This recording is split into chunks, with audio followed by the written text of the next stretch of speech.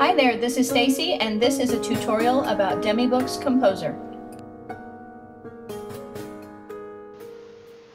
So this is my page 3, where the children learn about all 32 of the human teeth. So right now I've only imported about 23 of them.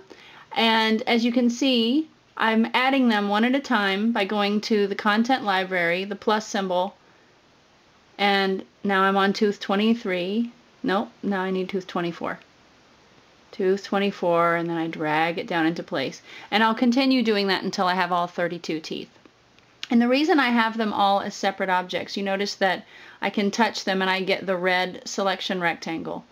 And that's so that I can control each and every one of them. So this is something you need to plan early. So for each one of these teeth, I want to have them do something silly. So this is geared at readers ages roughly 5 or 6, and they love repetition and they love to have those immediate results. And so I want to have each tooth, when the user touches it, spin around.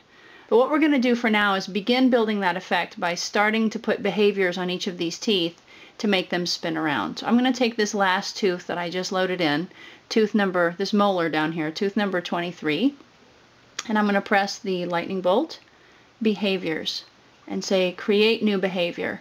So I will name it spin if. So the sender is tooth number 24. And that's the default. I could have other senders. For example, if the page is supposed to set off the effect, maybe a page turn or maybe something else that happens on the page could set off an effect. But in this case, I want that tooth to make that tooth spin.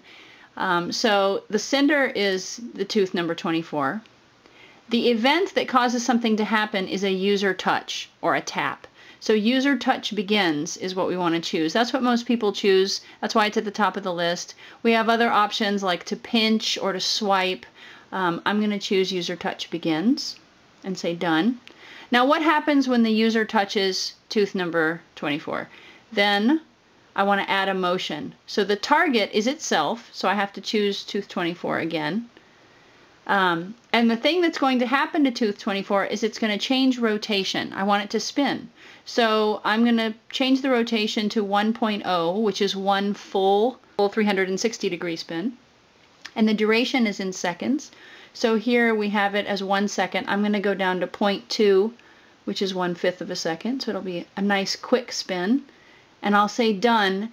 It looks like you're done just because you press done, but you're not. You have to keep saying back until you see the blue save button. So if you don't learn anything else from this tutorial, please remember that. Save, and now you'll see under behaviors, my spin behavior is there. And I will say preview, and now I'm going to click that tooth, and it spins. But guess what? It doesn't spin more than once, which is very disappointing. And we know that 5-year-olds, if they love this, are going to want to click each tooth and giggle and click them over and over and over again. So what do I do to make sure that tooth resets itself so that I can in fact have it spin every single time a user touches it? So I'm going to modify that. So I'm going to select this tooth, I'm going to go into my behaviors and go into spin so that I can edit it. Now we have a function, we have an effect called reset to starting state. And the important thing about that is it has to come first. So right now I have change rotation. I'm going to go ahead and delete that because what I want to do is have the reset to starting state come first. And that is a function.